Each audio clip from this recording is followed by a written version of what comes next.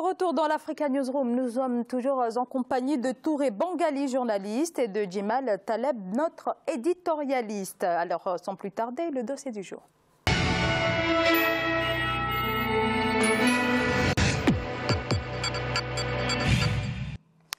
En octobre, cela fera 3 ans que les Burkinabés ont mis fin au régime de l'ancien président Blaise Compaoré à la suite d'une insurrection populaire objet d'une forte répression. Vous vous en souvenez, depuis cette date se pose la question de la réconciliation et le processus est enclenché depuis 2015 avec notamment la réactivation de la Haute Cour de justice chargée de juger les anciens dignitaires du régime. C'est notre dossier du jour et il est signé Jean-Paul Ouedraogo. Au Burkina Faso, la dynamique de réconciliation nationale suit son chemin. Devant la volonté du président du Faso qui semble avoir pris toute la mesure de cette aspiration, la réconciliation nationale s'inscrit dans le cadre de la préparation d'un climat favorable à l'investissement, la relance de l'économie nationale et la consolidation de la confiance avec les institutions.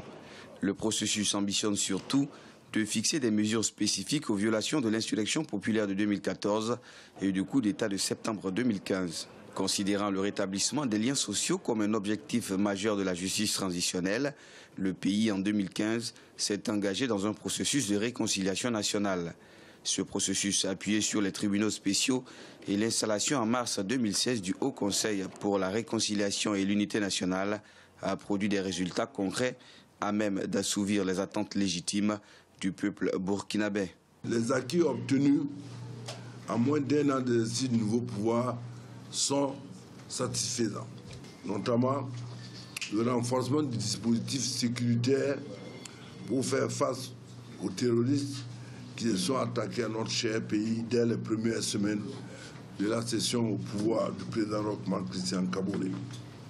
Le renforcement de l'indépendance de la justice et les avancées constatées dans le traitement des dossiers pendant notamment ceux de Thomas Sankara, Norbert Zongo, de l'insurrection populaire et du coup d'État du 30 de septembre 2015.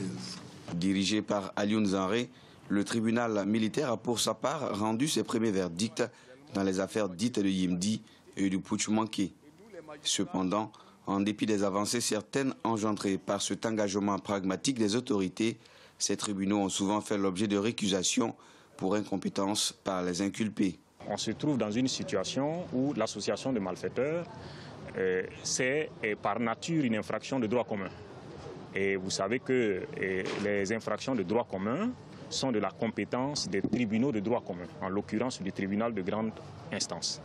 Donc, nous n'avons pas tous les éléments pour apprécier réellement pourquoi nous sommes là ce matin, pourquoi est-ce que les faits doivent être jugés par le tribunal militaire, parce que nous avons eu quelques difficultés. L'affaire du putsch du 16 septembre 2015 est une atteinte à la sûreté de l'État considérée comme infraction militaire. Elle implique un régiment de l'armée burkinabé, à savoir l'ex-régiment de sécurité présidentielle, ex-RSP, avec en tête un officier général de l'armée burkinabé. Conformément donc à l'article 48 ci-dessus évoqué, tous les civils impliqués dans ce putsch se retrouvent donc être justiciables de la justice militaire. Les attentes sont aussi du côté de la Haute Cour de justice qui, elle, ne sera appréciée qu'à l'issue du jugement de son premier dossier, en l'occurrence celui du dernier gouvernement de l'ancien président Blaise Compaoré. Le statut de la Cour ayant été réexaminé le 4 juillet 2017, elle est désormais compétente pour connaître les actes impliquant le gouvernement déchu. Ces dossiers impliquent près d'une centaine de personnes et donc il ne s'agit pas pour la justice de se précipiter, il faut prendre tout le temps pour mener les procédures. Mais je dois dire qu'il ne faut pas singulariser ce dossier.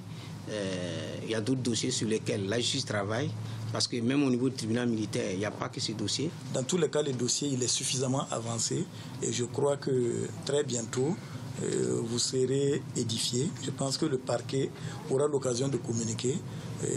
Nous attendons tous le dénouement et je peux dire qu'aujourd'hui, toutes les auditions sont terminées. Qu'à cela ne tienne, le constat que l'on fait est que les Burkinabés ne conçoivent pas de la même manière la question de réconciliation. Seule une ouverture par le président Kaboré, un rassemblement autour de lui, une réconciliation des Burkinabés entre eux pourrait aider notre pays à changer de dynamique. Et parce que la réconciliation nationale n'avance pas au même rythme que la remise en service des institutions, les Burkinabés restent divisés sur la question de l'indépendance réelle de la justice. Il y a des gens qui sont assis dans leur bureau et qui tirent des ficelles. Vous voulez qu'on fasse quoi? Vous voulez qu'on fasse quoi? Vous voulez que nous sommes des citoyens. Tout ce que nous pouvons faire, c'est dénoncer. Nous ne pouvons rien faire d'autre que de dénoncer. Dénoncer en espérant que nos gouvernants vont changer. Notre souhait, c'est réellement la manifestation de la vérité. Que le droit soit dit et qu'on permette à notre pays d'être en phase avec ses aspirations et qu'enfin le peuple ait confiance une fois de plus à la justice. Toutefois, dans un contexte où l'appareil judiciaire s'efforce de redorer son blason, les tribunaux spéciaux ont montré leurs limites selon des observateurs. Ils sont en permanence soumis à des pressions politiques et sont susceptibles d'être manipulés. N'empêche qu'ils constitueront, si les populations y croient, de véritables tribunes d'apaisement des cœurs. Djemal, pour ce qui est de la Haute Cour, cette juridiction a été donc réactivée en 2015. Est-elle suffisamment opérationnelle? On sait que voilà, le procès de l'ex-président a été plusieurs fois reporté. Qu'est-ce qu'on peut dire de ça? Moi, je suis très fâché avec les juridictions spéciales. Et je considère que c'est le continent africain de façon générale, tant qu'on ne s'est pas réconcilié avec la justice et tant qu'on n'aura pas compris qu'on ne peut pas constituer un État de droit ni une société équitable si on ne s'occupe pas de l'outil judiciaire, si on ne donne pas la justice et le sentiment de justice. Nous sommes passés par plusieurs étapes. Nos États se sont d'abord basés sur les politiques de réconciliation. Les politiques de réconciliation sont, de mon point de vue, une bonne chose. L'Afrique du Sud en a été, de ce point de vue-là, l'exemple le plus flagrant. Mais on avait des autorités fortes, des personnalités légitimes, Nelson Mandela, Desmond Tutu, l'ANC, et tous ceux qui sont capables de donner un sentiment de justice, de réconciliation et parfois de pardon. Et, somme toute, en tout cas, Kahin Kahas a été accepté. Puis nous avons historiquement hérité des tribunaux spéciaux, donc ce qu'on appelait au Moyen-Âge les privilèges de juridiction. Même si ce n'est pas fait comme étant un privilège, ça l'est tout de même. On est passé par une étape où on n'a pas fait exprès, ce qu'on appelle donc les tribunaux pénaux internationaux, que le continent africain n'a pas choisi, qui lui a été imposé parce qu'il y a une situation exceptionnelle et parce que le Conseil de sécurité a été là pour le faire. Les Rwandais, eux, sont une parenthèse différente et intéressante. Le Rwanda a créé les Gacaca, qui, de mon point de vue, on peut leur reprocher quelques débordements par-ci et par-là. Ils ont globalement bien fonctionné et la politique de pardon et de repentance a été, de mon point de vue, une bonne chose comme sentiment de justice. Là, hélas, les États dits démocratiques de nos continents ont remis en place les privilèges de juridiction qui, de mon point de vue, ne sont rien d'autre qu'une insulte de juridiction. La CREI au Sénégal est une honte. Les tribunaux militaires sont une honte. Et il faudrait que nous comprenions définitivement que tant que nous n'avons pas mis en place des codes de procédure intelligents, des magistrats de bon niveau et bien formés, et une école de magistrature capable de donner un appoint et d'approvisionner les pays en magistrats de bonne qualité. Sans ça ne fonctionnera pas. Très bien, mais oui, mais si vous ne faites pas ça et qu'à côté de ça, vous donnez des juridictions militaires, donc une juridiction forcément spéciale pour juger des crimes communs, vous donnez un sentiment de privilèges de juridiction, parfois d'injustice dans le jugement, et en réalité, vous créez deux types de citoyens. Ceux qui ont la justice ordinaire, qui, de mon point de vue, est absolument capable. J'en aurais fini sur un dernier point. Il y a un débat actuellement dans beaucoup de pays, et le mien n'y échappe pas. C'est l'idée de savoir est-ce que la Haute Cour de justice de la République est une bonne chose ou pas. C'est, de mon point de vue, l'exemple le plus flagrant du privilège de juridiction qu'il ne faut pas avoir. Vous demandez là à des militaires de juger une situation qui dépasse, ailleurs vous demandez à des politiques de juger des politiques. Il faudrait définitivement que nous comprenions que l'outil judiciaire est nécessaire, il faut lui donner une seule trajectoire et qu'il soit universel pour l'ensemble des populations. Touré Bangali, vous partagez cet avis sur ces juridictions? Je n'ai jamais compris la Haute Cour de justice déjà. Depuis le début de ce procès, j'ai assisté à tous les débats presque. Et bien avant le début de ce procès, je me suis posé une question dans la salle. J'ai dit, mais qui sont ceux qui jugent aujourd'hui? On me dit, c'est des civils, ce n'est pas des magistrats. Je me suis pris la tête. Je dis, mais comment un civil et un autre personnage politique peut juger un autre personnage politique sans instrument juridique? Donc c'est 9 membres, hein, si mes souvenirs sont bons, c'est 9 membres. Ils sont assistés. Je dis, mais ce n'est pas possible. Donc déjà, moi, je suis un profane de la justice. Je me suis pris la tête. Et quand les avocats ont pris la parole dans la salle, on a soulevé des exceptions incroyables. Et finalement, on a vu le résultat. La haute cour de justice, par ricochet, est mauvaise pour nos États. On n'a pas besoin des tribunaux spéciaux. Non, on a besoin des instruments juridiques. On a une hiérarchie des normes juridiques. Comment on peut dire, c'est la question que je me suis posée encore lorsque les avocats ont quitté dans la salle, on dit non. Si la haute cour de justice te juge, te condamne, c'est fini. Je dis mais attends. Donc si ces gens-là viennent dans la salle, pas contents ou contents, ils te condamnent à mort, tu es condamné à mort. Je dis mais là on n'est pas face à une justice. On est face à ce qu'on appelle un règlement de compte. Et aujourd'hui, malheureusement, j'ai vu la nouvelle monture encore de la Haute Cour de justice qui, en soi, même au fond, il enlève des exceptions que je ne comprends pas. Par exemple, le cas Blaise. Blaise Compaoré. Blaise Compaoré. Il accepte d'être jugé. Il reconnaît déjà les juridictions de son pays. Il dit, puisque je ne pense pas que ma sécurité soit garantie, mes avocats vont défendre mes intérêts. Le document est venu, la haute cour de justice, non, tant qu'il n'est pas présent, on ne peut pas le juger. Mais j'ai dit, mais attends, vous passez à côté.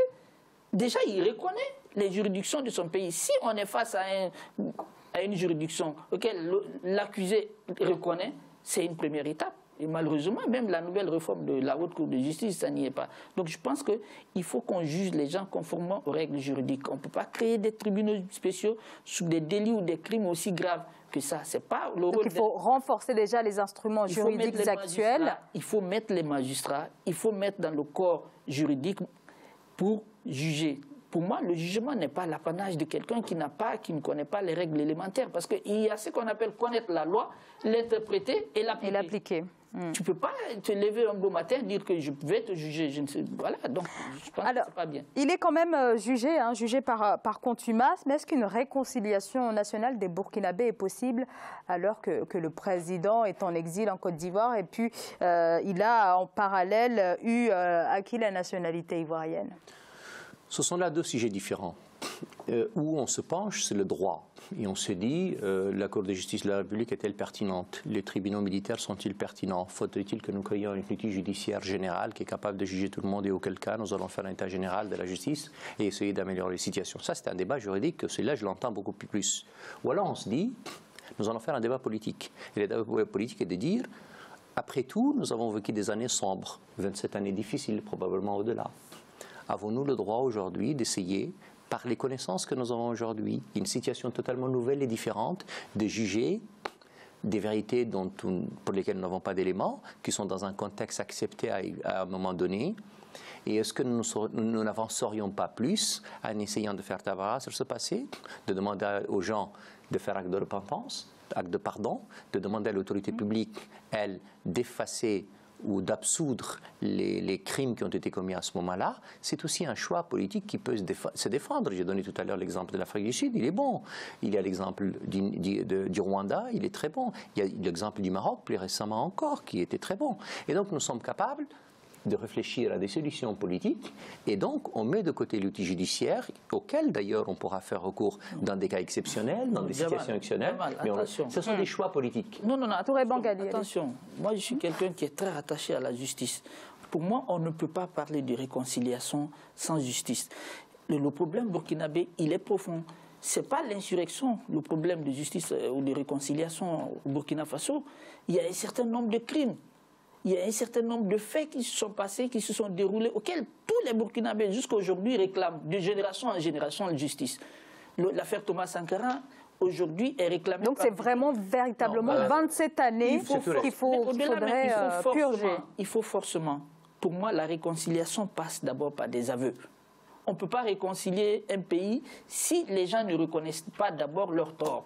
C'est ça, pour moi, autant il le disait, autant on est attaché à la justice, aux questions politiques ou aux réseaux. Mais il n'en demeure pas moins qu'il faudrait peut-être Il faudrait qu'il y ait justice, parce que le problème, je le dis ici, le problème c'est pas Blaise Compaoré. Le problème, c'est tous les crimes qui se sont passés. Mais je n'ai pas que ce soit sous le règne de Blaise et après Blaise. Djemal. Mais M. Touré, je n'ai pas dit une seule seconde que je n'étais pas favorable à la justice. J'ai même commencé mon propos en disant que ma préférence est plutôt pour la justice. Mais je ne suis pas un rigoriste de la justice et je ne considère pas que par le droit, nous pouvons régler tous les problèmes. Il y a des problèmes aussi politiques qui peuvent être réglés par les politiques. Je n'ai pas de solution miracle. Mais là, il s'agit des crimes. Je finis mon propos. Je finis mon propos. Alors laissez-moi finir mon propos. Il s'agit des crimes. Mais laissez-moi finir mon... On ne parle pas d'une guerre civile ou autre. D'accord, mais laissez-moi finir. Il s'agit des crimes ciblés. Mais laissez-moi finir mon propos. Des individus ont perdu leur vie. Mais vous avez raison. On connaît dans quelles circonstances. Par exemple, vous avez raison, mais si vous n'acceptez mon propos jusqu'au bout, on ne peut pas y répondre. Donc laissez-moi le finir jusqu'au bout et après vous allez répondre. Non, je ne suis pas un rigoriste de la justice et je considère encore une fois le pardon, et d'ailleurs j'ai commencé par donner l'exemple de l'Afrique du Sud, parce que je considère que la commission Vérité et Réconciliation en Afrique du Sud a demandé d'abord la repentance. Dans la repentance, il y a forcément de la reconnaissance. Donc on accepte le fait. La question est de savoir, faudrait-il coûte que coûte avoir des procès longs, coûteux, difficile, ou est-ce qu'alors nous avons besoin de tourner une nouvelle page et auquel cas on peut tourner une page sans forcément violer le droit des victimes, sans forcément absoudre des crimes dangereux, notamment ceux d'Issan, mais on est capable de s'asseoir sur une table et de se dire quelle est la solution idéale pour nous. Oui, mais Djemal, on ne parle pas de crime de masse.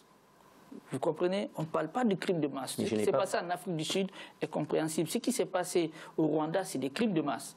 Mais là, d'abord, dans un premier temps, on parle des crimes individuels. C'est-à-dire, l'affaire Norbert Zongo n'a rien à voir avec le peuple burkinabé, n'a rien à voir avec les différentes ethnies. C'est des cas particuliers. C'est des cas particuliers où les personnes existent, où les parents existent, qui ne réclament que justice.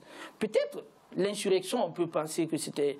Bon, ça aussi, ça reste à prouver, que ce n'est pas un crime de masse, mais là on parle Jamal, là on parle des crimes singuliers, on parle de situations précises qui demandent que des réponses précises. Le crime par excellence n'est pas commis seulement contre les victimes, donc les ayants droit, mais aussi contre la société. Et donc la collectivité et le ministère public peut considérer dans une situation donnée de passer à autre chose. Faudrait-il que les familles, pardon j'ai fini, les familles des victimes acceptent de pardonner pour leurs intérêts civils et pas au-delà, parce que l'action publique est seule de toute façon capable d'avoir le monopole de ce point de vue-là. Oui, est-ce que vous avez écouté les familles des victimes? Les familles des victimes ne peuvent pardonner que pour les... C'est pas 1000 familles. Moi, j'ai rencontré elles ne peuvent pardonner que pour les intérêts civils, pas pour les intérêts, encore une fois, de crimes de sang. Ça, c'est l'action publique. Et seule l'action publique de ce point de vue-là est capable de le faire, de pardonner d'ailleurs ou pas. Mais personne n'a demandé de pardonner. Je n'ai pas demandé de pardonner, j'ai dit de s'asseoir avec une solution qui n'est pas forcément écrite au préalable,